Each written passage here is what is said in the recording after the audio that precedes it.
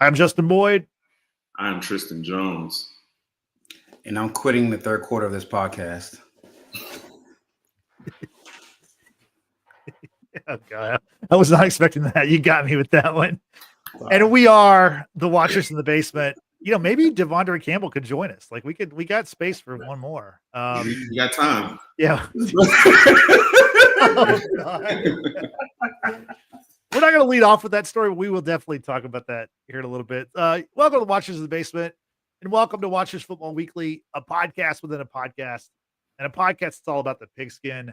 We are here today to discuss Week 15 of the NFL season. Let's get right to it. Guys, there's a big game in Detroit on Sunday. The Bills got the win, beating the Lions 48-42 in a shootout that the Bills pretty much controlled all the way through. They snapped the Lions' 11-game win streak. And also now the top of the NFC, you got three teams that are 12-2. It's pretty interesting stuff. Tristan, what are your takeaways from the Bills win in Detroit? Man, I text the group chat. It was the Bills' second drive. And I was just like, hey, man, I haven't seen them go backwards once. Like, not a single time. Like, every play was like 4, 5, 7, 12 yards, Like you said, they controlled it from literally the jump. They controlled that game so much that Dan Campbell just essentially kind of gave up on his defense, really for the second week in a row. He's made like a key decision based on like, hey, man, I just don't think my defense can get a stop in this key moment. Josh Allen looked like Superman. He looked like he was, playing Utah State or some shit. Like he did whatever he wanted to, threw the ball all over the field. They couldn't bring him down, so he's avoiding sacks again, which he's amazing at. Throwing like the Mahomes kind of weird angle headed towards the sideline, but throwing it across his body to the middle of the field, like dart, deep passes. Like he just had it all working. And that the Lions defense, which was already decimated, like they couldn't compete. Like I said, Buffalo, and especially in that first half, it seemed like every play was a positive play, and that's a problem. On the Lions side, man, I leave that game like really feeling like their Super Bowl chances took like a brutal hit with all these injuries. These aren't like 1 or 2 week injuries. These aren't week to week injuries. Like these are IR. A lot of the guys who play big got a lot of snaps for them. In the defensive backfield and on the D line and linebacker core, like a lot of those guys are not playing again this year. So this more of an impetus is going to be on Jared Goff to have the type of game, obviously not 500 yards, but like the type of game where he just has to be prolific on every possession in order for them to have a chance. So this is a great time to see if Jared Goff can graduate from like first thing first, call him like civilian, to like on the cusp of that superhero quarterback status, because they're gonna need it. They just don't have enough defensively. Yeah, and you talk about injuries. They also lost David Montgomery, torn MCL. Yeah. They're one of their 1-2 punch running back duo. Frank, Tristan talked about this briefly, but let's get into it. Let's talk about Dan Campbell rolling the dice once again. The score is 38-28 Buffalo, 12 minutes to go in the fourth quarter, and he onside kicks it. Buffalo's Mac Hollins recovers it, takes it all the way to the 3-yard line. Next play, Bills score, and now the Bills are back up by 17. What'd you think about the decision to onside kick there? You know what? This past week, I was all for it, only because the Bills scored all but 3 times in the second half. And one of those 3 times was a missed field goal, so we don't count that. The other time was I think they punted, and then the other time it was at a 3-down stop.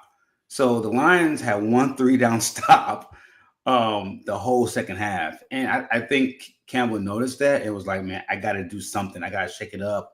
I got to take a chance." It just sucks with the new rules now that you have to declare onside. And you have to wait to the fourth quarter to do it. So it kind of takes away the element of surprise. But it just shows how desperate he was. He saw that his defense was not going to get stops. I mean, Carlton Davis broke his jaw. Aleem Mitchell is out for the season. Aiden Hutchinson's out for the season. Their linebacker Malcolm Rodriguez is out for the rest of the season. It's like 4 starters right there. And I get next man up mentality, but this is like the next man up. And it's like it's just not sustainable at this point. And I don't know. And now with Montgomery being on offense, I don't know if Jared Goff, part what makes the Lions so tough to stop is the element of balance. And if they're going to be playing from behind or having to play catch up or having to go trade bars with you score for score, that takes away their strength. And it takes away the element of the running game, takes away the element of the play action. This is how I know the Lions were outmatched in the second half. They were down the whole second half, and they were still doing play action. Right. They were still doing the show the ball here. Like, bro, you're down 14. Who are you fooling? But that just shows you the lack of creativity because they don't have the creative space to play from behind like that. If you know, Jared, if you know you're down, you're the Lions down 14, 17 points, and Jared Goff has to drop back and throw the ball 45 times, only throw the ball 45 times, he's dead in the water. They're just going to bring pressure and pin their ears back. So this changes a lot for the Lions, man. I mean, in our group chat, I was saying 3 weeks ago, I was like, to me, the Eagles are the team to beat in the NFC only because they're getting healthy at the right time. Their defense is playing much better, and they have an identity. Kellen Moore is he knows, hey, we got to be run force. We got to keep Jalen Hurts between 18 and 24 passing attempts a game and just rely on the run and pin our ears back on defense.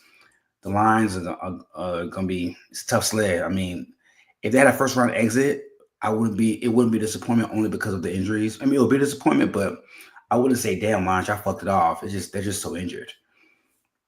Except they might have fucked it off because windows don't last. Windows don't last, bro. You know what I'm saying? Like, Dan Campbell talked about it after they lost last year. San Francisco was like, this might be the last time. You know what I'm saying? I don't know if Jared Goff is capable of having this magical season he's having. I don't know if the O-line is going to be as stout as it is. I don't know if Amon St. Brown is going to look like how he looks. So, will that defense ever even get close to where it was at the beginning of the season? So, as a sports fan, you hope, everybody gets healthy, they make another run at it, but we know too much about this league to really depend on that. Yeah, it looks like the Lions are kind of in trouble. They're 12-2. Obviously, they're tied with the Eagles. They're tied with the Vikings. They have the tiebreaker of the Vikings right now because they won the head-to-head earlier this season, 31-29, very close game. And by the way, the Lions and Vikings finished the season against each other week 18, so that'll be interesting. But you look at it like it seemed like a few weeks ago they were, or even back when the Chiefs were still undefeated, it was like, oh yeah, but the Lions are the best team in the NFL.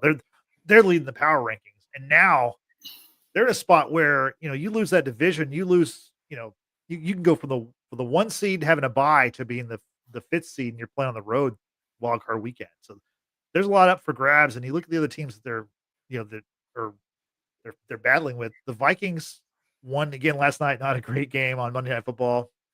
They won their 7th straight. They beat the Bears, who've lost 8 straight. And then Frank, you talked about the Eagles, their win. They beat the Steelers on Sunday.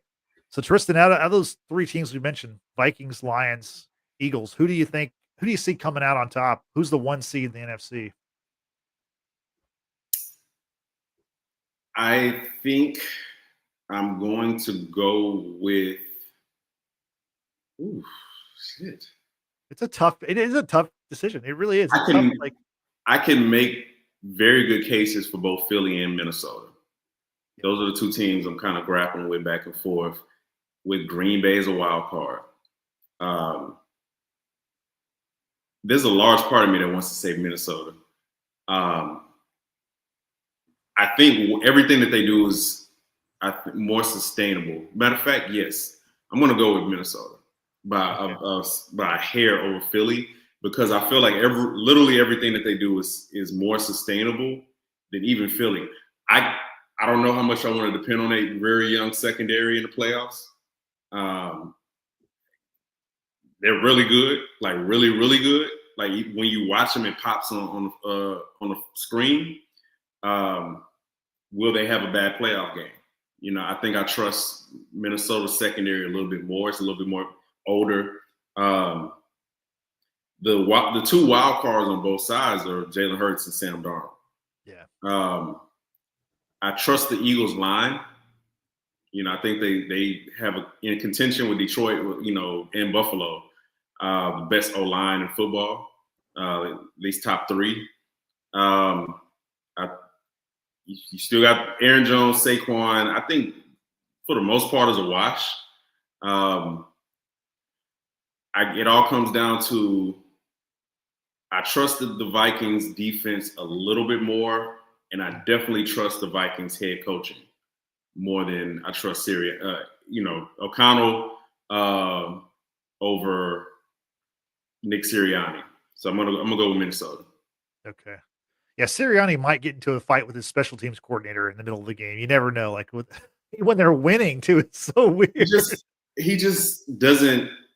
He's one of those people that, and I teach teenagers, you know what I'm saying? So I see this a lot, and it pops out to me, you know, like he just fails to read the room. You know what I'm saying? I don't think the special teams guy, you know, I don't think that he was like a D-line coach on D-line coach. Yeah, I don't think he was being like insubordinate. I think he was trying to like preempt him, like, hey, bro, I talked to him, I yelled at him already. Yeah. This is not the time. Right. But I think Nick Sirianni is one of those people, he had it in his head, like, I'm going to go say this because this is what I'm supposed to do. I'm a head coach guy. You know what I'm saying? It's like, read the room. This is not the time.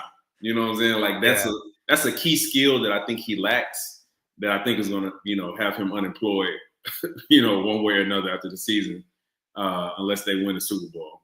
It's very odd behavior for a team that's won 10 straight. Like you just don't see that. Although in fairness, back in the day, the Oilers here in Houston, we had Buddy Ryan and Kevin Gilbreth or whatever got into a fight, and that team had won 12 in a row before that playoff game. So I was watching the game live. 93 Oilers are my favorite football team. You know, non-Patrick Mahomes, that's my favorite football team of all time, the 93 Oilers. Yeah. Haywood Jeffries, Ernest Givens, I think might have still been on the team. Webster Slaughter. I met him at the George R. Brown Convention Center and got an autograph. Browns legend who joined him late. Great team. Run and shoot. Oilers. Love it. Gary Brown, the running back. Yeah. Solid running back. Yeah. A lot of greats. Frank, I know you said you like the Eagles, but head to head, talk about, like, contrast them with the Vikings. If you think that, you know, the Vikings are going to win the North over the, or do you think the Vikings are going to get the North regardless if they're the 1 seed or not? So the Lions won the first matchup. That could have went either way. I do think the Vikings will get the 1 seed. Well, I feel like the Vikings will win the North. As far as the debate of whether who will win between the Vikings and the Eagles, for me, it just depends on home field advantage. I don't know how Sam Darnold would react on the road in January, possibly snow, hectic environment, Lincoln Financial Field. Just from sheer like location, proximity, I will pick the Eagles if the Eagles have no 1 seed. I think with both quarterbacks being so unproven, and it's funny when I say that because Jalen Hurts has a Super Bowl appearance under his belt, but he hasn't gotten any better as far as like his passing and his mechanics. But that defense, man, and Saquon, they have the makings to go on a run in the playoffs. It's setting up for a magical run. If Sam Darnold has to go to Philadelphia and it's gonna be snowing or inclement weather, I'll have to go with the Eagles. That's the only difference. If that game was in Minnesota, I would pick Minnesota. For me, it's just because both those fan bases, both those home field advantages are just crazy home field advantages. And I don't see either team going to that team stadium and winning. So for me, it would just be based on home field advantage.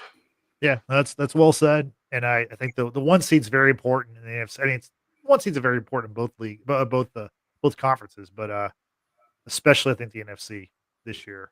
Because we know the Chiefs, they can go anywhere and win. They don't necessarily have to have it. They would like to avoid having to play an extra game, I'm sure, but they can kind of go anywhere. Sticking in the NFC, let's talk about the Packers who crushed the Seahawks on Sunday night. And by them beating Seattle and by the Rams winning against the 49ers in a field goal fest 12-6, the Rams have now emerged at 8-6 with the tiebreaker. They lead the NFC West. Both the Rams and the Seahawks are tied at 8-6. Rams have the spot. We talked a lot about the Rams last week, how we thought they were going to emerge as the team that wins the West. Tristan, looks like that's going to happen now. Yeah, the trending upwards. Seattle has been trending downwards for the last, I would say, 5 weeks. Even with some of their wins, Geno, who I think started the season off really well, like fringe MVP candidate type play. Right. And, his numbers weren't super great, but like he was just making like really great throws at key times, game winning drives. And those things have dried up. And that's really their only advantage. Like the Seahawks don't run the ball well. Sorry, real quick. Michael Penix Jr. has been named the starter for the Falcons game this Sunday. Okay, sorry. Go ahead. Breaking news. Just came down the pipe 1 minute ago. Whoa. Well then. Wait, but the Falcons won last night in that 15-9 thriller in Vegas. What a game that was. You could not roll Kirk Cousins back out there after the games he's had. Yeah. Like he's been so bad, and also like want us to take you seriously as a playoff contender. You couldn't do it. Yeah. You absolutely couldn't do it. I was reading a guy, Raheem Morris's press conference. And he was like flat out said, like, Kirk Cousins has to play better. This is like he just has to play better. He wouldn't commit to him, and I'm like, yeah, it's a bad sign, but but who gave that 3-minute rant last week about how watched Kirk Cousins was, man? Yeah, it was so obvious. Like they just simply could not roll him back out there, with the talent that they have offensively and even like defensively to a degree. Like, those dudes expect to win. Like, and they legitimately have a chance to catch Tampa Bay for the NFC South. And Kirk Cousins is actively, like, he looks worse by the week. He can't move, can't get out of the pocket. Yeah. He's throwing, meatball sandwiches all over the fucking field. Like, them things are fluttering. It's like a bird that, got its wings clipped. It's just fluttering to these DB's hands, man. And, like, the decision-making is bad. All of it, man. I don't think Kirk Cousins, the way he's looked the entirety of the year, you can cherry pick some games where he has really good games this year. Yeah. But overall, like he looks like he's gotten 15% worse as a quarterback. And it's just time. Like, I'm sorry. Like it might be like, hey, take him to the back of the barn time. Like he just looks that bad to me. Like if you can't move and you can't throw the ball, I don't know what to tell you. But why did they wait so long to pull the trigger? I don't understand why. That's $90 million down the drain. I get it, but the man hasn't thrown a touchdown in a month. It's like he ruined Sunday. He went last night. Drake London. He scored the first game. Yeah. But I think we talked about this last week. It was my Sarkisian Raheem Morris conversation about like what is it going to take for you to like finally put a trigger. I'm surprised that he finally did it. I thought it was too late, but I'm glad that. Okay. Well, let's see what his offense looks like now. I mean, I kind of wish it would have done it a month ago, but yeah, you cannot let bad contracts dictate what you're going to do moving forward as a football team. I mean, the Broncos showed us that last year, and like you have to move forward. You got to chalk it up as an L and move forward. So shout out to Raheem Morris, and it says Raheem Morris is making a change. So from all accounts, a Raheem Morris decision. So When was the last time? Trivia question. Yeah, I don't know if I know the answer. When was the last time in NFL history, or even just the last 24 years, that a semi-established, well-paid, old white man quarterback was benched for a rookie black quarterback? Just think about that. Not rookie black quarterback, but Eli Manning got benched for Geno Smith over a decade ago.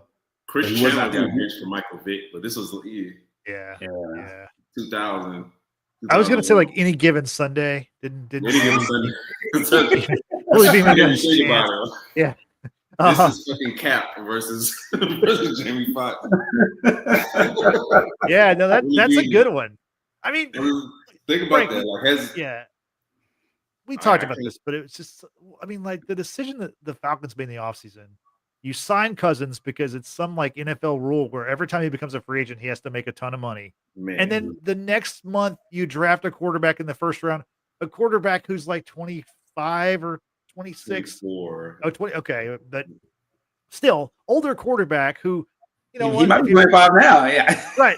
But if you're drafting him with the 8th overall pick or 9th or whatever he was, like he needs to play. And especially like given his age, he's had some injuries in college. Like it's like you need to get him out there and play. Like it just that never made any sense to me to commit so much of your money, to your cap to two quarterbacks who are on the end of like, rookie first rounder, aging starter who's never really been that great. Let's be honest. It just was a insane decision. And I'm interested to see the Falcons now, honestly. For me, like the fact that he's 24, he'll be 25 in May. Okay. The fact that he's 24, I think is the reason you draft him, because the reason you draft Michael Penix Jr. is the same reason you sign Kirk Cousins, which is that, first of all, Kirk Cousins only goes where there's scarcity. That's why he keeps getting paid all this money. Yeah. Like he goes, hey, if y'all got a need, I'm there. Right? But the reason you bring both of those guys in is for the same reason, is that you feel like you have a win now roster, right? So like you want an experienced quarterback there. You know, whether that be from the draft or through free agency, they just for some reason happen to get both. But yeah, like if they do this right, if Penix comes in and plays average to good level, quarterback play, they could be set up because you can kind of get the best of both worlds, setting aside like the financial ramifications of not playing Kirk Cousins, but like you get an experienced quarterback, but you also get him in year one of his rookie deal. And, if you feel like you have a win now roster, you could get like the best of all worlds, with a chance to compete with a rookie who you're not paying much, relative to most quarterbacks in the league. But you also feel like it's somebody you're comfortable with in big situations because of like the age and how many games they started and so on and so forth. So I hope he comes in and plays well. You know what I'm saying? Like he can't really be that much worse. And that's another thing. He can't be that much worse than Kirk Cousins has been over the last month. And he's trending downwards as a player. What's crazy is that had you started Penix against that game was at home yesterday in Atlanta, right? No, it was in Las Vegas. It was in Vegas? Yeah. Well, either way, if you start Penix against Vegas, he has the Giants this Sunday, and then he has Washington in 2 weeks. You give him two full starts against bad teams, get his feet wet before that showdown against Washington, and then they close week 18 with the Panthers. I think getting that 2-game padding before a game all these games matter because they're fighting for the division in the NFC South with the Bucks, but I just felt like he should have made this move earlier, man, just to get his feet wet. You know what I'm saying? Like they even pulled Kirk in that Broncos game when they were getting blown out. They pulled Kirk and brought Penix in. Why the fuck would you go back to Kirk after that game? Like they should have just stuck with Penix in that Broncos game and just move forward and get that man experience. Yeah, no, it's a great question. I mean, they had maybe it's because they had the Minnesota game coming up and they wanted him to get the reunion, go home, and I don't know. Honestly, it just doesn't make sense. You mentioned the Falcons playing the Commanders in a few weeks. news came out today that game's been flexed into the Sunday night game for week 17. So interesting move. Also, we've got 3 Saturday games coming up in week 17 that were on the schedule. That's to me, that's so weird to like do that, like to like make the decision, which I guess they've done this the last couple of years, but that's an interesting move. In week 17, you now got the Chargers at Patriots playing a noon game. You got the Broncos at Bengals 3:00, and the Cardinals at Rams on Saturday, December 28th. So those are NFL Network games. So yeah, we'll see how much of those I actually watch. Usually those Saturday NFL Network games late in the year are kind of a background watch, if anything. So we'll see how that goes. But to finish up with the NFC South, the Buccaneers, they are 8-6. They're on path to win what would be their 5th straight division, and they just crushed the Chargers yesterday. Tristan, what did you see out of that game? Oh man, Baker Mayfield looked like a fringe MVP candidate against the Chargers, which, I mean, Chargers defense was supposed to be really good. Yeah. So I've heard. Just haven't really seen them follow through on that against actual good teams. But man, Baker and Mike Evans, like they threw the ball all over the field. Mike Evans, looked like the, hopefully maybe a Hall of Fame receiver that he is. But they, like I said, they just whatever they wanted to offensively. And on the flip side, like the Chargers, that was a big regression game for the Chargers against the Bucs because the Chargers had been they had been succeeding with this ball control, efficient offense. Yeah. Not explosive, obviously. Like they got Lab McConkey back, he got a touchdown. But besides that, they just really couldn't move the ball at all. I thought Justin Herbert didn't look that good. I thought he didn't look good because he didn't look good, but also like his receivers failed him in a lot of ways. Because he made some really good throws that his receivers just, whether it was timing, whether them, not catching up to balls that they easily could have got. Like it was just a bad offensive game all around. And then with the defense just kind of getting torched, that was a recipe for, the blowout that it turned out to be. But I was like really excited for the game, like Baker Mayfield, Justin Herbert, like okay. And it was, especially after I think the Chargers were up 10-0, something like that, and then the Bucs just kind of ran off on them. So like after that first, I would say 25 minutes of the game, like it was pretty much over from there. Yeah. Frank, the Bucs now have a game lead on the Falcons, and they need it too because the Falcons beat them both times this season. Where do you see now the Bucs as we head toward the end of the year? I still have the Bucs winning the division only because it's weird to say this because of Baker. I just took the experience factor of Baker over Michael Penix in that division. I mean, they lost Chris Godwin earlier in the year, but their offense has been humming. Like they put up points in bunches. They can't stop anybody. But I think who do they finish? Who do they finish out with? So Cowboys, Panthers, Saints. They can win all 3. I know with the Falcons, they have a big game looming with Washington. I mean, it's not guaranteed the Panthers won't beat Atlanta end of the year. So I mean, that's a feisty group as well. Now, how long do they last in playoffs? I don't know. Their defense is very horrid. But if they draw, say, a Detroit first round, that could go either way. If Detroit loses 2 of the next 3, and they all of a sudden they're a 5 seed, and they're playing the 4 seed, the Bucs could easily be in the divisional round. These next 3 games, man, it's gonna be crucial for big time season purposes in the NFC. Washington's not out of the woodshed either. They still have to win it. They got to win out. I mean, I know we're talking about Seattle being dead in the water, but if Washington loses 2 out of 3, they got the Eagles this week. You know what I'm saying? And then a game against the Falcons. So Washington can easily go over 2 the next 2 weeks. And if Seattle wins out, all of a sudden the NFC South may have 2 teams in the playoffs. So, I mean, the NFC West may have 2 teams in the playoffs. So these next couple of weeks are going to be very, very huge for these teams. But as far as Tampa is concerned, I think they're going to win the division, and they'll win their 6th straight and prep for the wild card round. Yeah, that's a good call. I don't know if y'all caught this, but Tom Brady was calling he was doing the with the Eagles Steelers game, and they broke in with the highlights, with Baker Mayfield throwing touchdowns, and they're beating up on the Chargers, and he literally credited everybody on the Bucks but the quarterback. He's like, they run the ball well, the coaching staff is strong. He's like, the equipment guy is pretty good. Literally every person on the team, he was like praising. He did not say a single thing about the quarterback.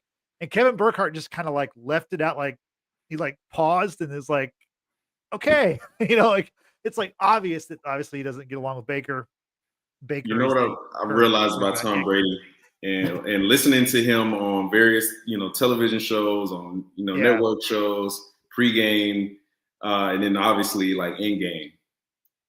The most ironic thing about Tom Brady, period. Tom Brady cannot stand for the life of him average quarterbacks, like alien, talented quarterbacks. Because in Tom Brady's mind, he's Patrick Mahomes, he's Peyton Manning. You know what I'm saying? Like he's as talented as all of them, better winner, yada yada. In his mind, we see Tom Brady and we see a guy who like worked his way, from a civilian quarterback to like obviously the GOAT. In Tom Brady's mind, I was always the GOAT. I just had to get there. You know what I'm saying? So you watch him, the way he talks about Brock Purdy, you think these are fucking kindred spirits. You know what I'm saying? Tom Brady's like, bitch, I deserve to be a first round pick. Don't compare me to this guy. And this guy, don't compare yourself to me. Like, it's so funny. Like, it's like a dude who grew up poor, but hates poor people. You know what I'm saying? Tom Brady. So like he would call himself anything, like, hey man, I'm just grinding right now. No, you're poor. You grew up poor. You know what I'm saying? You did not have cable. You know what I'm saying? Like you shared clothes, and he sees himself as like, right. I've always been an A+ talented Hall of Fame GOAT level quarterback. It's the funniest thing ever. He cannot stand average type quarterbacks. And I think he looks at Baker like he looks at Brock Purdy, like, hey, y'all not me, you know what I'm saying? There's also a little bit of a Baker made the comment a few months ago where he said like, everybody's happier now that I'm here and Brady's gone. Like, cause it's a lot more fun. It's a lot more loose atmosphere with Brady gone. I think that's going to stick with Brady for a while, but I do agree with you. He can't hardly stomach these like average players. Frank, your thoughts on the Brady Baker feud? That's not really a feud, but it's fun to talk about. I'm not gonna lie, man. I've enjoyed Tom Brady thoroughly post New England because now we're starting to see his personality now. Like he was so uniform and do your job and he wouldn't give you anything beyond the Patriot standard, right? Yeah. And now that he's retired and he's been a Buck now, and like now he's on TV. I think the roast really the little comedy roast on Netflix is really humanized him and has made him more marketable to people. I love it, man. I love when my goats are petty. I love it. I love when Jordan's petty. I love it when Brady's petty. I just love petty greatness because that's kind of what makes them who they are, right? They have this axe to grind. They have this me against the world mentality. They have this chip on their shoulder. Like Charles Barkley has not spoke to Jordan over 20 years, bro. Like it's crazy how the extremes these guys go, but like that's what makes them great. And I do remember Brady saying that last week in that Bucks game, crediting everybody. I'm just kind of like, damn, bro. If Mayfield's retirement jersey, if his jersey ever gets retired, Brady would not be there.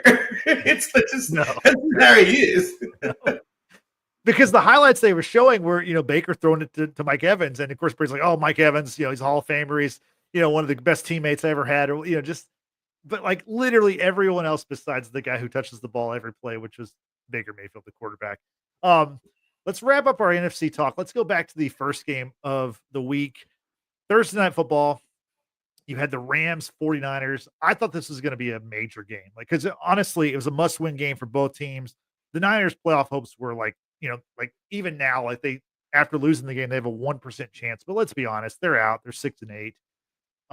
The game was horrible. Rain in the first half. No touchdowns all game. 12-6. The Rams won the field goal fest. But after the game, the really the story of the game became Niners linebacker Devondre Campbell, who quit during the third quarter, refused to enter the game. And the 49ers have since suspended him for the rest of the season. He's done. Probably done. His career's probably over. He started 12 of the 49ers' first 13 games. Drake Greenlaw came back, one of the better linebackers in the league, and Devondre Campbell was offended that Greenlaw took his spot back, and I guess that's why he refused to go in the game. Tristan, what are your thoughts on this storyline and how it's kind of played out the last few days? Obviously, so okay. My first thought was while watching him, walk off the field, and when he was walking off the field, I didn't know. I don't think any of us knew, the reason why. But kind of like hearing about it after the game or somewhere in the third, fourth quarter, and then kind of replaying, watching him walk off the field. The first thing I thought about was, I hope that dude's okay. Like mentally, I hope he's okay. I hope family's okay. I hope like there's nothing externally that's kind of making him make this like really irrational and emotional decision. That was my first thought, empathy. Yeah. Like, I hope everything's good with that. Because my second thought was he's never going to work in this town again. By this time, you know what I'm saying? Like, so I hope everything is good. I hope, affairs are in order. Because I find it hard to believe in NFL that is as rigid as it is on certain things. It's like, hey, you could beat your wife, you could, rob somebody, you could like whatever. Like all these things, so many things are, not non-negotiables to ever get back on the field, but like quitting on the team, right? In that particular spot, public manner, that high profile franchise.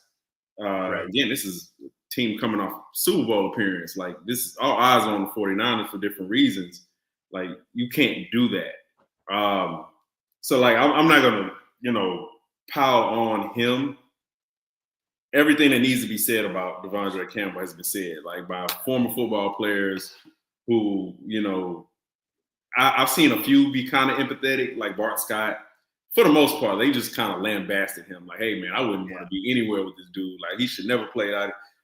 I agree with a lot of that, so I'm not going to pile on. I'm going to pile on the 49ers, though.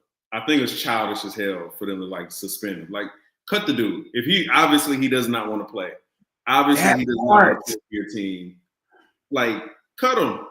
You know what I'm saying? Like, cut him. If another team is foolish enough to want to bring him in and, like, not out for his play, like, I think the dude could play. But, like, bro, you know how many questions you're going to have to answer, like, bringing him in, like, especially this late in the season. Like, NFL teams don't want to deal with that. You know what I'm saying? Especially for a dude that we all see is unreliable, selfish as hell, you know what I'm saying, self-centered, all these things. Like, I find it very hard to believe another team is going to bring him in. And the 49ers just end up looking, like, super petty and childish. You know what I'm saying? Like, we're going to hold him hostage. Like, nah, man, Mike Tomlin said we want volunteers, not hostages, man. Like, let them go. It's not your problem. You know what I'm saying? Like, let them go. And so that's one problem. 49ers for being just corporate assholes, for no reason. I think the 49ers were very happy to, after the game, to kind of present Devondre Campbell as like, hey, like we're losing, but let's talk about this guy.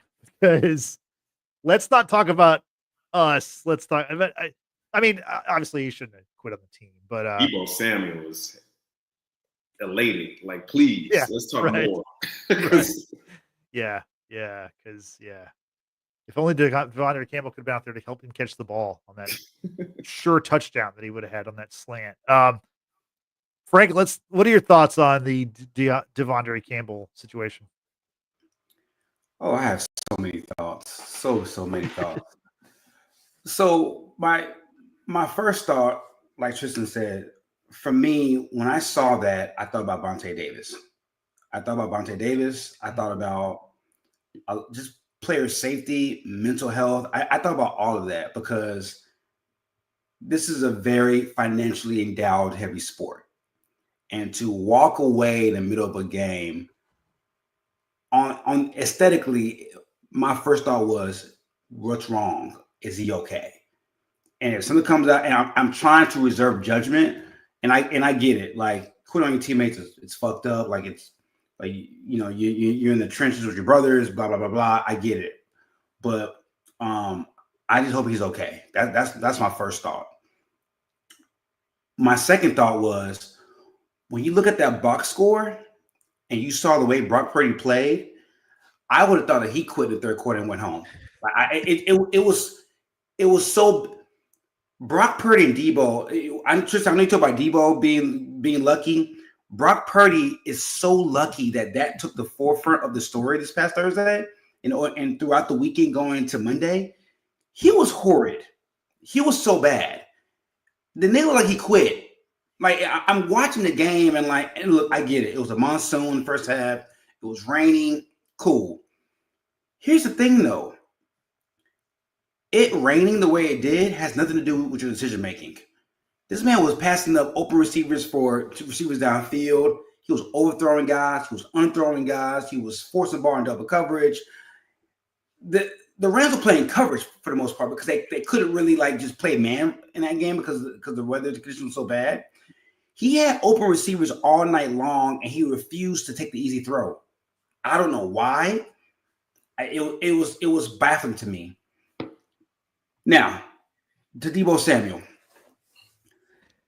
this man had the audacity, the gall, the gumption to sit there and tweet and say, "Well, if I get the ball, what I'm saying, we'll be good." I'm paraphrasing, of course, but he essentially said, "If I got more targets, I get the ball, everything will be good."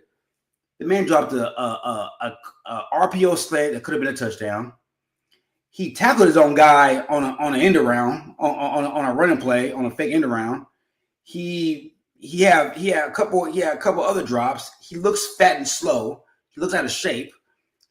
Like, bro, what are we doing? Like, Devondre Campbell being the scapegoat of this game was just a far cry for how bad the Niners played. I get it. It's like I said, it's fucked up what Devondre did. I hope he's okay. But Devondre quitting had nothing to do with them looking as lackluster as they did in that fucking game. They looked lackluster on offense. Shanahan looked like he didn't know what the fuck he was doing as a coach and as a play caller. Purdy looks terrible, and for him and for the Purdy camp to say we want $60 million after that fucking showing that you had at home in a game that you need. Just to stay, not to get in the playoffs, just to stay afloat in the playoff race, just to stay afloat. I think it was horseshit. And if you're a Niners fan, you should be disappointed in that showing. They've looked lackluster for a better part of a month. And the fact that Devondre Campbell is being the scapegoat of how bad they have played as a unit, as a franchise over the last month, it to me it's not even like the main part of what we should be talking about.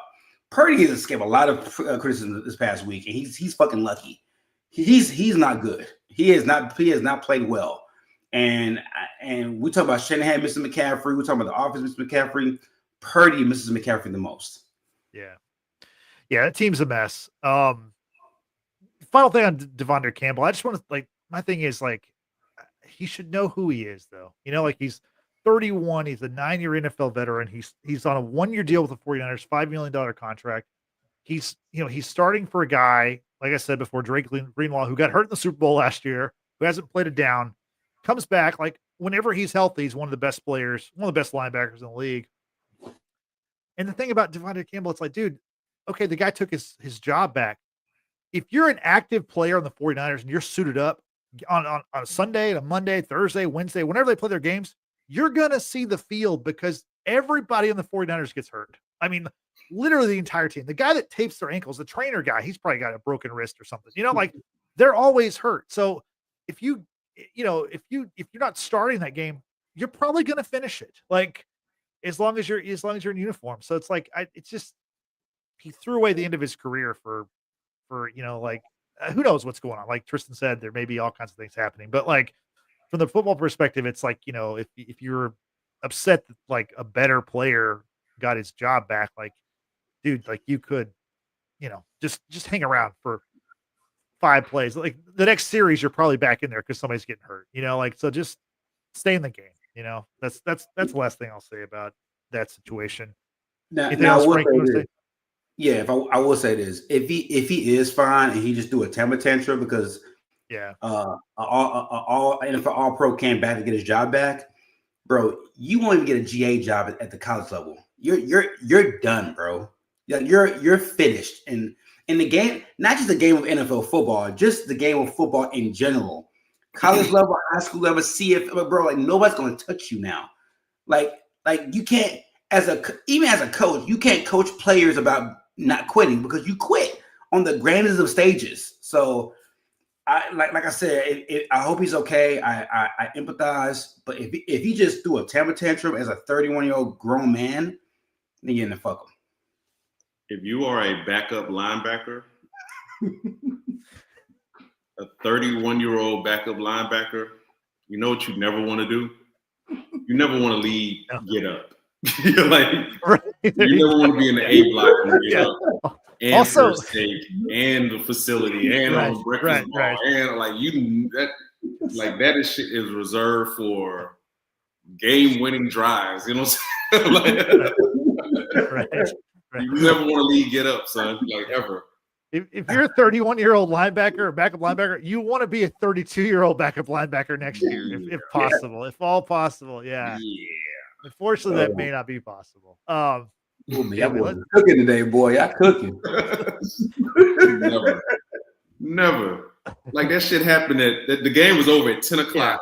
Yeah, right. Get up is 7 o'clock. Like they had meetings about your ass at 4 o'clock in the morning, 5 o'clock in the morning. You never leave get up, bro.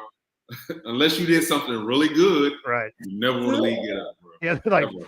Devondre, is that hyphenated or is there that was a part of their meeting. Trust me, that was a part of it. Yeah. Oh shit. Dude. They were talking about this man like somebody died, bro. You never want to leave get up, bro. Ever. I can't breathe, bro. No. Let's move over to the AFC. Let's talk about y'all's Chiefs. Chiefs got the win in Cleveland, 21-7. Unfortunately, Patrick Mahomes suffered an ankle injury.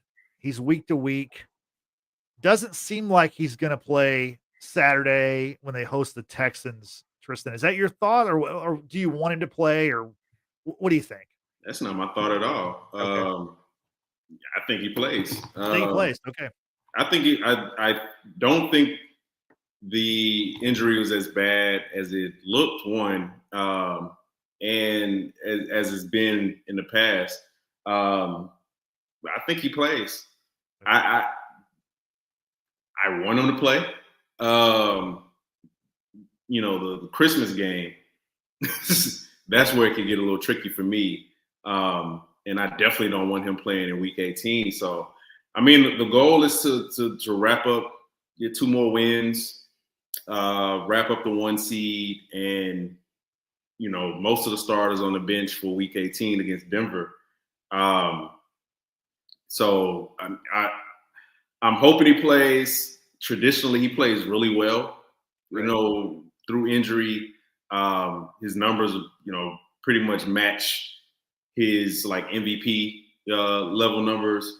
So I'm not worried about like him as far as like being executed. I'm worried about the left tackle position, whether he's healthy or not, whether Carson Wentz is back there. That's if we get like average, if the Chiefs get average left tackle play, I think they're clear favorites, to not just, win the Super Bowl, but like semi-roll through the rest of the season.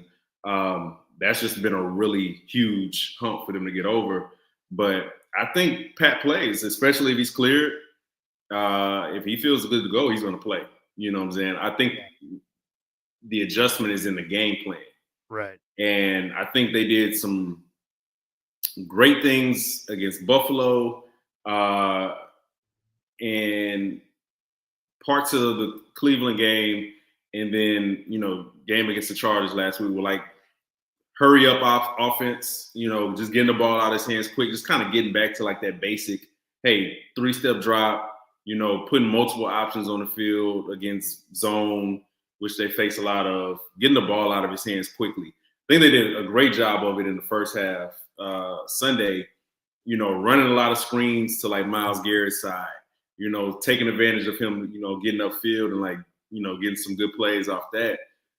They're just gonna have to lean into that, lean more into the run, which they did well. When they mix, pass and run against Cleveland, like they moved the ball at will.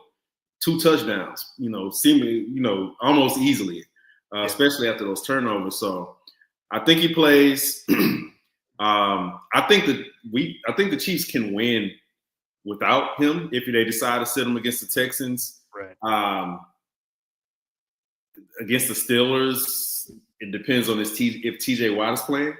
But I definitely think they could win Saturday without Patrick Mahomes at quarterback. But if he can play, I think he's absolutely going to play because the urgency is there, man. The chance to kind of like give themselves a really good chance to wrap up the 1 seed and not really have to play for a good 20 plus days, I think that's too enticing. Yeah. Plus, I just don't think he's as hurt as before. Like if they sat him, it would only be for like precautionary reasons. Right. Well, I wonder, like, would they sit him because you've got the Christmas game, which is first of all, the NFL did not do the same teams that are playing on Saturday. They're all 4 going to play on Christmas, which is like, just 3 full days off later. Like they didn't do any favors to those teams. And I wonder, like, if like, let's say if this were the NBA, and like you got this game on Netflix, first time you ever had football on Netflix or whatever.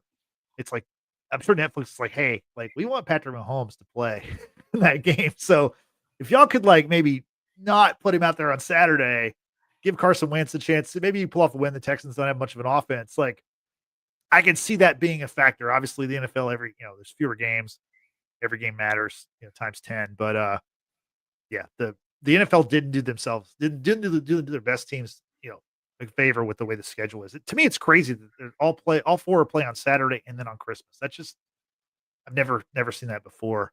Frank, do you want Mahomes? I mean, obviously you want him to play, but do you think he should play Saturday against the Texans?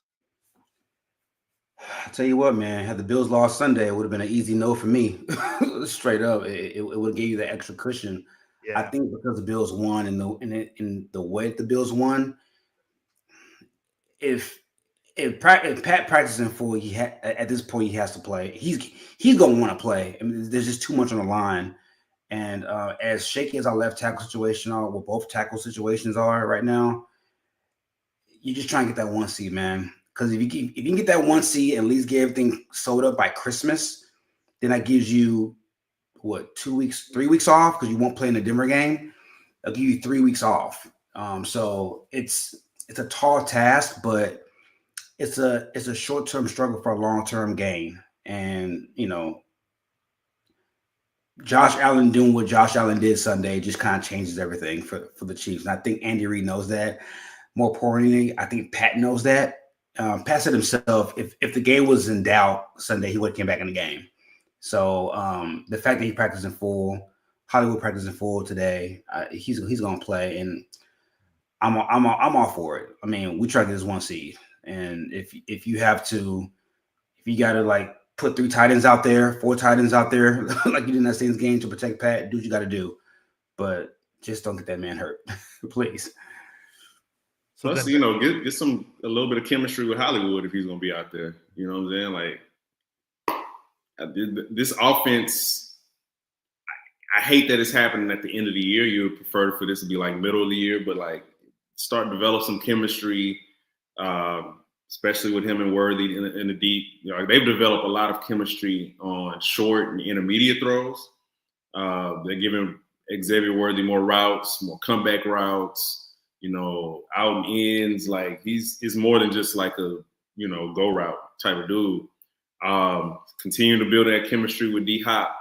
Really don't need much. Like you just throw it in his direction and he got it. But like Hollywood, like this could be a potent offense, depending on like the tackle situation. Like it could be. So like I do support getting more reps with that in mind. Whoever the quarterback is, you got to keep them upright. And that's on Andy and that's on, whoever's at left tackle during a particular game. Everything else, I think, is gravy. I think the defense had a little dip, towards, late middle of the season. They're picking back up. They ran the ball really well, last game. It's just, man, that left tackle situation, my kingdom for a B- left tackles play, and I think they'd be straight. Yeah. Tristan, let me ask you this, because I was so stressed. I was watching, but I wasn't really watching Joe Thuney. How did he look at left tackle? First half, great. Yeah. First half, really well. They, him and Caliendo, they worked in tandem a lot. They used them both to double team Myles Garrett. Myles Garrett also went out for a little bit after he got like inadvertently hit in the eye. But he looked really well. Second half, not so good. They brought a lot more pressure to that side. And honestly, I think that was mostly play calling. Mm-hmm. Like we talked about that. It was play calling. Like they should have ran the ball a lot more in that second half. They put Pat in too many bad positions. And they just really couldn't protect him too much. He got most of the pressure came in the second half. I think he had. I'm talking about Thuney. He allowed 10 pressures, 9 of them were in the second half. Gotcha. Do you think that's going to be the long-term fix for the time being, or is this kind of like a holding place till DJ Humphries gets back? I think they are semi all in on DJ Humphries. You just, got to get him in there consistently, stay healthy. And I think Kinsley is like, they've been like working him in at other parts on the line, like at guard and shit like that. But for this year, I think it's DJ Humphries or Joe Thuney. And with Wanye Morris as a, break if needed, and they got kind of go from there. I think that this Texans-Chiefs game Saturday, wouldn't it have made more sense if they played that game Thursday night? Then you have at least like almost a week until Christmas. Like I can't get past that. Like I just don't understand like doing that to those teams. Like Greed. All 4 teams are but it's not great if Mahomes plays on Saturday and gets hurt, and then Christmas with Carson Wentz doesn't sound great to those Netflix execs, I'm sure. Like that doesn't sound fun.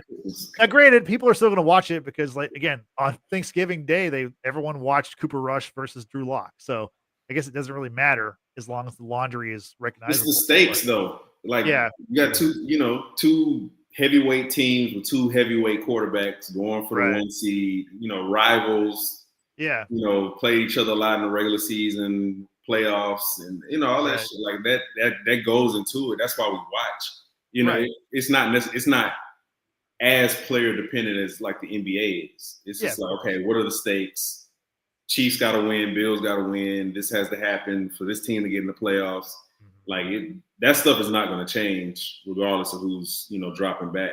Yeah, I just think like all these teams playing 3 games in 11 days at the end of the season that's not great for the product going forward. I mean, what if Lamar Jackson gets hurt? What if Mahomes is out? Like this will not make the playoffs better. Like we want these players to make it. Now, granted, they get hurt at any point. I understand that, but like you got to schedule a little bit with like a little bit of player safety in mind. We'll see. We'll see how that goes. Hopefully nothing happens. Let's talk about the Texans now. The Texans. Back-to-back division AFC South champions. They got the win over the Dolphins on Sunday here at NRG Stadium. Not a fun watch. Texans offense is really having a hard time that they've had much of the season. And they got the win, but also they won the division thanks to the Colts falling apart in the second half against Denver. You had the Colts, Jonathan Taylor pulling off the Deshaun Jackson, which probably isn't even called the Deshaun Jackson anymore. It's so common now where guys like let the ball go as they're almost crossing the goal line, which I just don't understand. Then you had a double pass, a double reverse pass that was picked off, which is one of the worst pick sixes you'll ever see, which cost the Colts in Denver as the Broncos got the win. Tristan, what do you think about the Texans? How they're looking? I mean, they obviously back-to-back division champions. That's something that obviously D'Amico and CJ Stroud can hang their hats on, but that team does not. They're not looking good to me. Reminded me of reporter was asking Bill O'Brien after they won back-to-back AFC South titles, and he was like, "Hey, it doesn't matter how it looks, man. Back-to-back." It's like, yeah, miss Bill O'Brien, man. Great laughing stock guy. The Texans, they cannot protect CJ Stroud. Yeah. This is really that simple. Like he's getting his ass beat on a possession by possession basis. And they already struggle with a lot of parts of the run game. Not having that third, guy in the receiving room after Nico Collins and Tank Dell. So like there's already a cap on how good that offense can be in general. Yeah. Unless they're playing like a really, really bad defense. I don't even think the Dolphins defense was that good. Like, I just think like, hey, if you can get pressure in certain points, especially in the interior, you can disrupt everything the Texans want to do. Like CJ with time is one of the best precision passers that we have in the game. He just didn't have the time because there's pressure all in his face, right? And he isn't as good making those precision throws on the run. He can make some, but not every single throw. So like defense is just like, hey, we get him on one side and like, hey, he can only look at one side of the field because he had to rush out of the pocket. We're good. We don't think he can make this throw all the way across the field.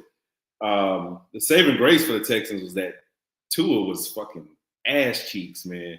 Like that was one of the worst games I've seen him play. Like I wanted him off my multi-view so much, man. Like the throws, we talk about like throwing meatball and interceptions. If he has to throw the ball more than 15 yards consistently, the Dolphins are a 3-win team. It's really that simple. So, like, you talk about an offense that look bad. At least we know C.J. Stroud is good, right? Like with Miami, for me, I still don't know if Tua Tagovailoa is actually a good quarterback or is he a good steward for this particular system that they run. He can make some throws here and there, but like, good man, the picks he threw were like really, really bad. They were Kirk Cousins bad. Yeah.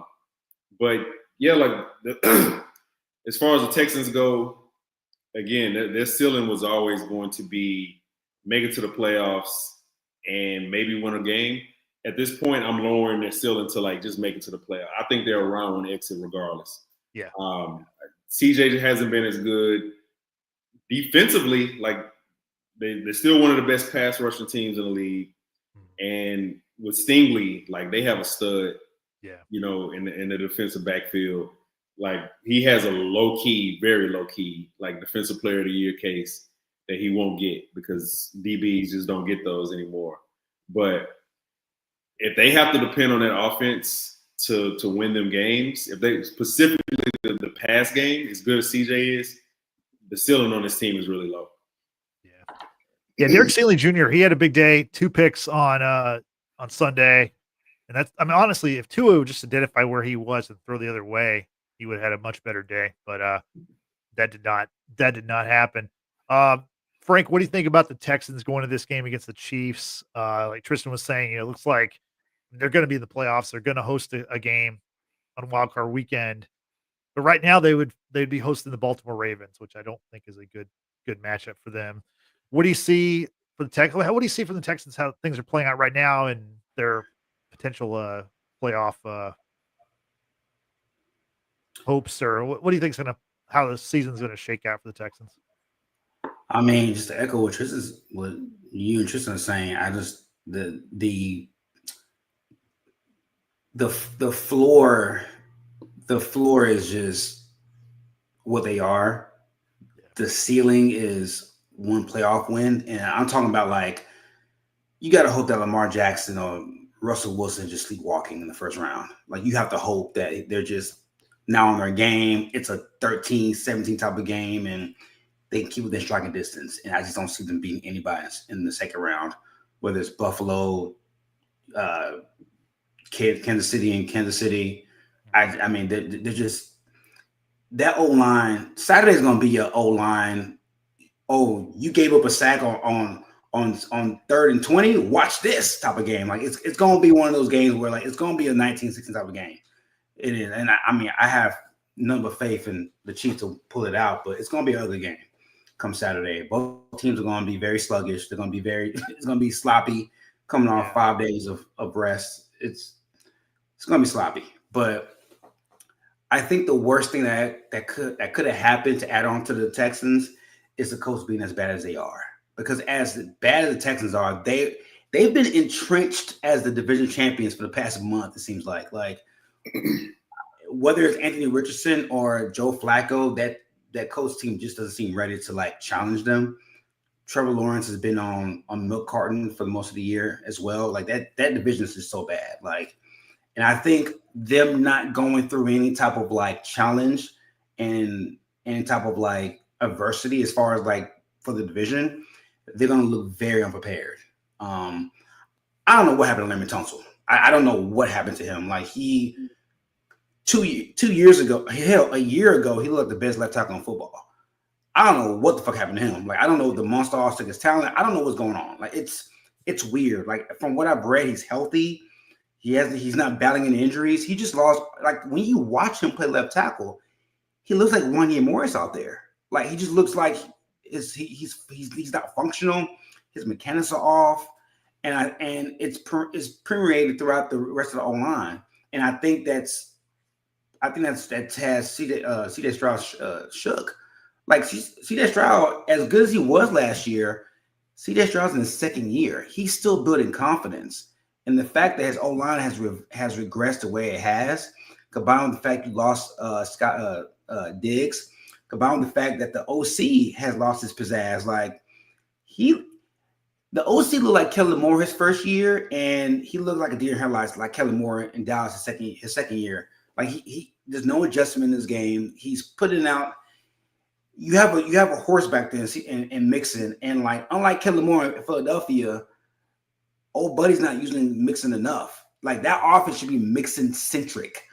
Everything should play off Mixon, and for some reason they keep getting away from him and trying to make C.J. Stroud like this Uber that's about 40 times a game, and that's just not what they're built to be.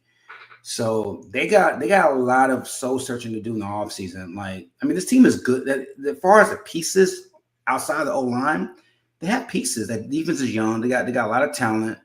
I think D'Amico's a great young coach. They just got to like overhaul the O-line and overhaul the OC. Like, you have to hope that the OC gets a job next year, because I don't see him. It looked like his sweet spot was a year ago, and he hasn't gotten better. Where Ben Johnson has flourished in this time being, other OCs have flourished, and he's regressed. I don't know. It's just there's a lot of issues in Houston right now. It's going to take an offseason to clean all that up. Yeah, it's funny, like what a difference a year makes, because last year the Texans like kind of they were a surprise. You know, it's like they were like this team that, you know, no one expected them to win the division the first year, and a new coach and rookie quarterback. And then this year it's like they've already clinched the division, but it's kind of seen as a disappointment by a lot of people. And I get it. Like if you watch their games, they're not fun to watch. They're not aesthetically pleasing to the eye, but they're in the playoffs. So they won back-to-back divisions. So we'll give them credit for that. See what happens on Saturday against the Chiefs in Kansas City. Is there anything else from the NFL you want to touch on before we talk about college a little bit? No, I think we hit all the high points. There were a lot of bad games on the NFL slate this past week, and so we're gonna zip past those. Let's talk about the college game. We had Colorado's Travis Hunter. He became the first two-way player since Charles Woodson in 1997 to win the Heisman. Tristan, what are your thoughts on Travis Hunter coming away with the hardware? I mean, I think he deserved it. I think I could have made a better case for Ashton Jeanty, but I'm not going to ever argue against a dude, one of the best cornerbacks in the nation, if not the best cornerback in the nation, winning the Biletnikoff. Like that's crazy. So he absolutely deserved it. Historic season. Absolutely one of the most fun players to watch this college season, and really the last two college seasons, really last three if you watched any of the Jackson State games. Like legitimate great player, deserved to win it. I hate that so much of the talk about Travis Hunter has not been about his football game. It's been other game lack thereof. But no, man, I don't. I have more of a case for Jeanty, but that does not mean I have a case against Travis Hunter. Yeah, man, like he's been a stud. Like again, a playmaker on both sides of the ball to that extent. Like if the ball's near him, he's picking it off. You know what I'm saying? If he touches the ball, there's a great chance he can take it back for a score. Like he's going up and getting jump balls like at his size. Like he looks like a legitimate dominant player pretty much every time he lines up. It's so crazy because you'll watch Colorado and like you expected to hear Travis Hunter's name, but like I don't know. It's funny because it's like because there's not a lot of dudes on Colorado whose name I know. You know, especially on the offensive side of the ball. So you'll figure like, man, the defense knows that, so they're not gonna let him catch the ball. Like he's catching it over double teams. You know what I'm saying? He's catching it one hand going out of bounds, body contorted the other way. And on the flip side, it's like, man, I don't hear many names that I recognize on the defense, but every time I watch them play, I hear his name a lot. Like he's picking the ball off, pass breakup, great tackler. Like he's just a really great football player. So for me, somebody who grew up like really, really a big fan of like Charles Woodson, like it warms my heart to see like this go to somebody who's not a quarterback in a year where none of the quarterbacks were like super dominant.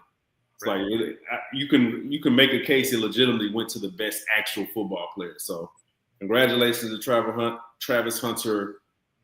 He absolutely deserves it. Shout out. What do you see from him like in the pros? I mean, I don't think he's going to be a two-way player every down, but do you think he's going to be more cornerback, more receiver? Like in the draft, is he going to be drafted as a corner, or what do you think? I think he should go into the draft as a wide receiver and also push to play some cornerback. Okay. Reason being, I would want to be in that wide receiver slot as far as money than a cornerback. Like the earnings, you have much more of a chance to get paid big as a wide receiver than as a cornerback. But I think he's a better cornerback than wide receiver. Yeah. Great point. Frank, what do you think about Travis Hunter winning the award and his pro prospects? Man, I hate to sound like a hater, man. He had a great season, bro. I think he's one of like two receivers that have 90 catches and 1,100 yards. I think the other guy was Nick Nash from San Jose State. Great season. You know, deservedly so, showing the Biletnikoff. Totally agree. One of the best probably the best corner in football this year. Totally agree. Comma but, I'm going to use Tristan's line, comma but. My man Ashton Jeanty had 2,500 yards and 30 fucking touchdowns, bro. Boise's the 3 seed, bro. And the other 3 seed because of that motherfucker. I have a question for y'all. Can y'all name Boise State's starting quarterback? No, I cannot. You name this wide receivers. I'm sorry, I cannot. No. You name the head coach of Boise State. I'm about to say I can't name the fucking. No, I don't know. That's my fucking point. They play on blue turf. That's all I need to know. That's it. They play on blue. Like you can't name another not even a casual football fan. We are all football heads right here on this podcast. We are all football heads. We can't name another player. We can't name another staff member on, huh? Jared Zabransky, is he still the quarterback? we can't name the head coach. We can't name anybody that we know from Boise. Personally, like Ashton Jeanty had historically one of the greatest seasons as a at running back. He had 29 touchdowns. He averaged 7.3 yards a carry, bro. Like let that shit sink in. He damn near averaged a first down every time he touched the ball. You know what I'm saying? Like, and if this is any other year, I'm like, bro, yes, Travis. Like both sides of the football, 9-3 record, cool, great. I'm all for it. Like stat wise, he's great. I just when you put him in a historical season, man, with a team that you can't name any other player on that team, and they're the reason why they're in the CFP playoffs. I gotta go Ashton Jeanty, dog. Like that's, and it sucks because like the Heisman's kind of like the NBA MVP. It means something different every year. The narrative changes every year. But I think when it comes to like historically great seasons and you win above replacement, you're the sole reason why your team is why people give a fuck about your team this year. People actually talking about Boise State. You're the sole reason why. I think you should win the Heisman, man. That's just me. I get it. I get it. It's political. Deion Sanders, he's the coach of Colorado. They did a great job. They won like 7 straight. I get it. I do. But I think they missed it here. I think Ashton should have been the Heisman winner. If Jeanty is a Ohio State running back or a Michigan running back or a University of Texas running back, he's the Heisman Trophy winner. Yeah.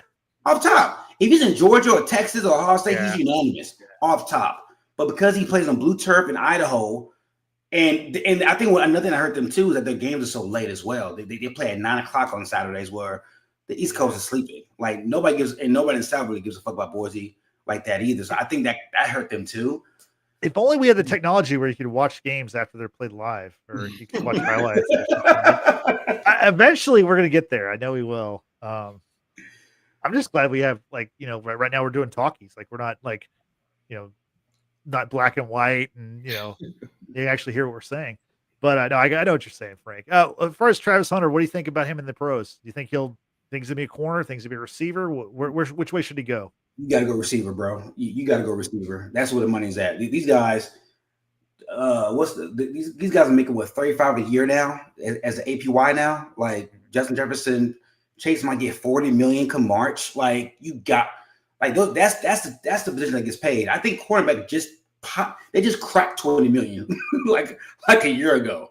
I think L'Jarius Sneed got 19.5 or 18.5. He was franchise tag. Like, yeah, if he wants to secure the bag, you got to go receiver. Now I'm not saying if you're a team like the Patriots where you just have holes all over the place, or the Raiders, then yeah, I wouldn't be surprised if you pop some packages in there. Yeah, on defense just to give them a different look. But I wouldn't play in both sides of the ball for 75 plays. That's just too ridiculous at the NFL level. That's too dangerous. Madness. So it's madness. It's madness. Yeah, you can't do that. It's fun for college football. It's a great sort of versatility, but if you're trying to preserve this man's career and keep him healthy, he needs to play a receiver. Yeah. It'll be interesting to see what happens with him in the pros and with the draft. I'm looking forward to that, how that all plays out. Tristan, I know you know this. The University of North Carolina is a basketball school, has been forever.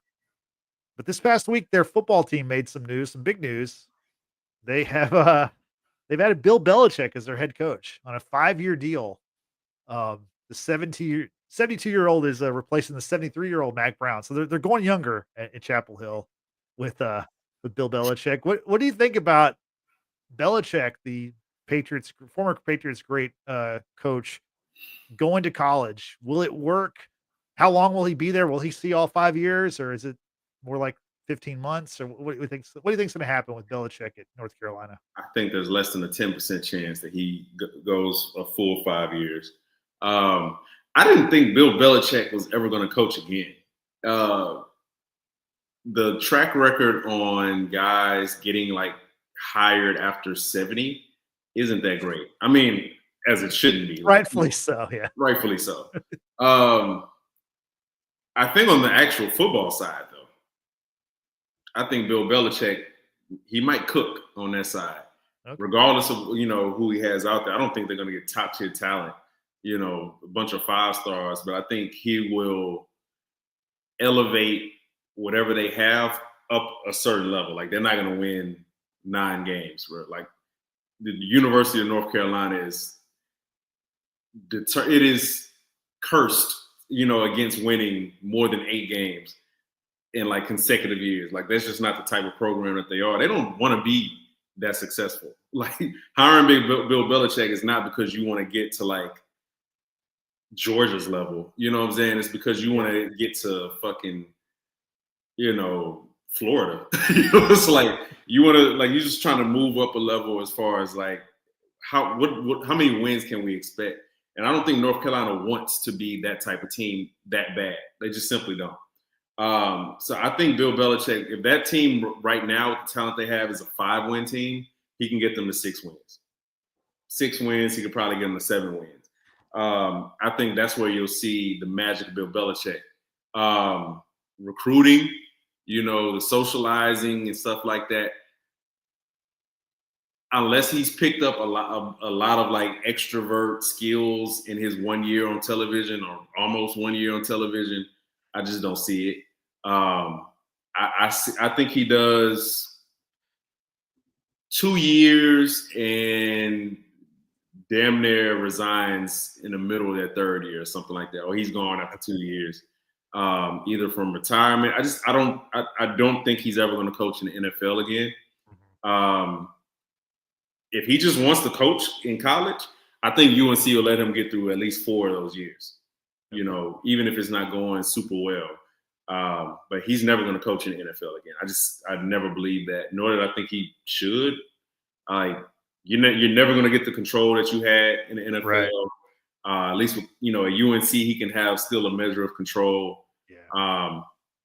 If he just wants to get off the old clipboard and whistle, yeah, more power to him. Again, UNC is not a place where there's going to be like Mac Brown stayed there for as long as he did, and he was ass cheeks for a large majority of those years. So, like I said, if he just wants to coach, I think he can get through at least 3 to 4 years of that contract, but not all 5. Yeah, you talked about Belichick. I mean, the NFL basically doesn't want him, or at least he doesn't want a situation where he needs the control. You said it well. He wants the control. North Carolina obviously is going to give him that control.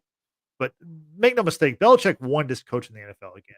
He wanted to go back in the NFL. I don't know if it's because he's chasing Don Shula's record or whatever, but I think it's just that's what he's been doing for much of his life. And I think that's why, for us, it sounds weird that he's going to college, but, I think he just misses being a coach. That's even 72. He wants to keep that going. So I get that. I don't expect them to be super successful, but you never know. I mean, the ACC, that's a winnable conference. Like, in a couple of years, they might have a chance. I mean, SMU's in the playoff out of the ACC. So, I mean, who knows? North Carolina's a big school. They might dump a bunch of money in NIL and go sign some, 5-star quarterback who left Alabama or Georgia or something. You never know. We'll see how it all plays out. Frank, what are your thoughts on Belichick in college? I've been working on this. So this is my impression of Bill Belichick at somebody's house trying to recruit their 5-star quarterback. Look, man, I don't really give a fuck if you come to North Carolina or not. Like, we're gonna win without you, with you or without you. So you might as well just join the team. If not, then fuck you. I'll get the 4-star quarterback and show you that you should have been on Team Belichick. Like, I really don't give a shit. Like, do your job or stay where you're at. You want to go be a loser, go to Miami. You want to focus on history and be part of something great, come to North Carolina. If you don't want to come to North Carolina, then fuck you. That's my impression of Belichick. He's like, we're on to Durham. Yeah. Or Asheville or something. Yeah. On the BC. Yeah. On the BC. That's I want to be a fly on the wall when it comes to recruiting time. Like, this man, I read the Patriots book by Jeff Benedict. This man berated berated the greatest quarterback we've known to man in meetings amongst his peers. Yeah. What is he going to do with an 18-year-old quarterback, bro? Or an 18-year-old recruit? What happens when a third string running back is not getting enough carries and is week 10 of the college football season? He wants to go to BC for more NIL. What is he going to say? What is he going to do? He's going to fuck around and have half his team try to go into the transfer portal by December. I don't think a 72-year-old man can obtain that kind of transferable skills as far as extrovert skills this late in his life to really make a difference when it comes to going from being as introverted as he was, as rigid as he is, to like all of a sudden flipping the script and being Dabo Swinney or being somebody who's vibrant. I don't see it. I do not see it. And look, he can fool everybody else. He's not fooling me. When I watch Peyton Manning, the Manning cast, I'm like, that's a fucking front. Bill Belichick ain't like that. I watched Bill Belichick for 20 fucking years. I've heard Tom say that he is one of the biggest assholes known to man. I've heard Gronkowski say Julian Edelman say he was terrified of this man. That no man changes after 20 years, 40 years of coaching one way, all of a sudden being an extrovert recruiter. Like, can you imagine? Like, I imagine Bill Belichick as a master of corn in Game of Thrones being an asshole. Like at the fucking round table. Like I imagine him being like the right hand man to like King Viserys and like pulling the strings behind the scenes. That's Bill Belichick. I can't imagine him being a fun loving guy that just attracts people who want to play for him. Half the kids that he's going to recruit don't even know who the fuck he is as far as like his coaching abilities, as far as his coaching style. Imagine an 18-year-old kid born in 2009 or 2007, and he's coming to that kid's house, and you know what he's going to say? What can you do for me? The minute a kid asks, what can you do for me to Bill Belichick, he's going to blow his fucking top. I think he does 18 months. And I think his son is going to take over after that. Because isn't something in his contract where like his son is like puts to seat him anyways once he relieves? Yeah, I don't know if it's like a coach and waiting kind of deal, but it's something similar. I think where he's going to hand off to the kid. Yeah, I think he's gonna do 18 months. I think he's gonna quit mid-season. He's gonna leave. He's gonna fuck his little 25-year-old girlfriend on a yacht in Boston and live a happy life. That's I'm telling you right now. Pull up this podcast on December 17th, 2024, when he quits midway through his second season, and he goes to Boston or he goes to Ontario or the Hamptons. He might train a younger martyr by then. It might be a 23-year-old by then. Who knows? But he won't do 2 years. I can't see it. I'd be surprised. I don't think he'll quit midseason though. Honestly, I think he's going to try to coach as long as they let him coach. Honestly, like I think he needs it. I think he needs to coach. I think he needs to have this, that control, that power that he gets from being the coach. I really do. Now, I don't know. Can you imagine Bill Belichick with boosters, bro? Can you imagine him dealing with boosters? I can imagine it. No, I think he'll deal with them the first time, but I think after that, it'll be somebody else. It'll be someone else in his circle that, because it's a lot of the guys that were with him with the Patriots are going to be a part of this North Carolina program. So, I think Freddie Kitchens, remember Freddie Kitchens, former Browns head coach? I think he's one of them. Mike Lombardi, who does a bunch of podcasts. He's been a personnel guy for Belichick for years. He's with them. I mean, a lot of these guys they're Matt Patricia. I think he's a part of the Carolina football program. Yeah. None of those guys that you named, none of those guys I can imagine being at a country club in July, drinking wine, perusing with the boosters, trying to get them to put more money into the program. I can't see any of those guys. All those guys you mentioned have the personality of a cardboard box. I can't see any of them making a difference perusing with boosters in May or July. Well, one of them's going to have to. So they're just going to have to. I think it's going to be fun to watch because, like I said, I think he feels kind of shunned by the NFL, and now it's because apparently this week he came out and said like there's a quote that attributed to him that he's quote unquote disgusted with the NFL. Like the process of having to deal with these like father-son deal, like in Dallas with the GM and the coach, or a GM and the owner, and like in Jacksonville, same kind of deal. And that's what he had in New England also. I think he kind of wants to get back just to being the old ball coach and just all about football. And he thinks that he's better than all these college guys, and it'll be interesting to see, because I'm sure he probably also thinks that, like, hey, I won in the NFL. College is easy mode, and it's like, maybe it is. We'll see. But I think it's gonna be fun to watch for however long it lasts. What is he gonna do next year when Dabo beats him by 21 in Clemson? I can't wait to see that press conference. I just can't wait to see it. They gave him 70 to James Madison? like that's the kind of talent you are recruiting at North Carolina. You just gave up 70 fucking points to James Madison. Think about that. How much upper tier talent are you gonna recruit to Tobacco Road? Not Hubert Davis. How much talent are you gonna recruit on Tobacco Road for football? Are there any more May brothers? Because Drake May looks pretty good for the Patriots. Is there another May kid that they can sway to football? Like, what's left in that family tree? See a Gen Z kid wanted to go there as a 5-star or 4-star? Like, they're gonna want to go everywhere but Belichick. I mean, they have cool gear though. They got the Jordan brand. They got North Carolina stuff looks nice. Like, I can see that. They don't win. I mean, like, they could. I mean, honestly, they're a big school though. I mean, it's not like crazy if they won like 8 or 9 games next year. I don't think so. I don't think it's crazy. I just think. Look, man, and Tristan, you're a teacher. Let me know if I'm wrong. These Gen Z kids, the minute you try to coach them hard and add structure to their lives, now with the NIL and the freedom of movement with the transfer portal, if Belichick raises his voice beyond like regular diction, these kids are going to transfer. Like, they're not going to put up with that. And I don't see how he's going to be able to use his coaching style to corral talent and maintain that talent. Because nowadays, when you recruit talent, you got to recruit them while they're still on the team. Like, the recruiter doesn't stop when they sign a letter of intent. You got to recruit them throughout the season. You got to pacify these kids now. Like, college football has changed for the worse now from that standpoint. And it's going to be too hard to coach these kids, man. I don't know if he has the patience to coach a different way after he's been coaching one way for 40 years. No, fair question. We will see what happens. Any other thoughts on college before we wrap it up here? Real quick, breaking news. Okay.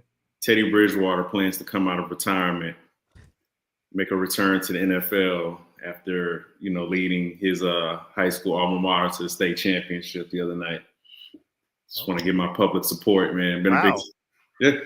I imagine, man, he let those dudes get on the aux one time and was like, man, I need to get back around some grown people, man. You spend enough time around teenagers, bro. Like, it'll make you want to go back into corporate America, man. He's what, 31 now? He should be about 31, yeah. 31. I mean, hey, man, Nathan Peterman has a backup job somewhere in the NFL. You can't tell me that he's better than Teddy Bridgewater. Man, you can't tell me Kirk Cousins is better than Teddy Bridgewater. Yeah. Eastern Stick was a backup quarterback last year to Justin Herbert. You cannot tell me he's better than Teddy Bridgewater. I'm in year 27 of my dynasty-ass quarterback name, Eastern Stick. You're right. It was a fucking 1887 cowboy and shit. It was yeah. My family's on this ranch for 7 generations, and it's going to be 8 more generations, motherfucker. Fucking Eastern Stick Ranch. It's on Yellowstone spinoff. Right? Oh, man. Shout out to Teddy, man. Teddy B. Yeah, Teddy Two Gloves. He's back. Teddy Two Gloves. Let's get it. I mean, you can't top that. There's no other way to top that. Frank, anything else before we wrap up here? Yeah, man. Fuck Quinn Ewers, dog. Just randomly. I just want to get that out there before the show ended. I just wanted to get that out there. Yeah, next week we'll have college football first round games to talk about in addition to week 16. So lots of football coming up for all of us to enjoy. So anyway, that about does it for the show. We appreciate everybody for checking us out. Special thanks to King B Johnson in the chat. Really appreciate that. Hey, that's the best way to, like, if you're watching us live, join us in the chat. We really appreciate it. If you're watching this on YouTube, do all the YouTube stuff. Like, subscribe, comment. We appreciate all that stuff. It helps us out. Also, if you're not a fan of video podcasts, it's okay. We're also on the audio platforms. You can check us out on Spotify and Apple Podcasts. And we're also on social media. So be sure to follow us at Watchers Basement and use the hashtag Watchers Basement. We do appreciate that. So as we get out of here, so for Tristan, for Frank, I'm Justin saying thanks for watching. Thanks for listening. We will see you next time. Have a good night. Bye-bye. I see that a lot. What the fuck?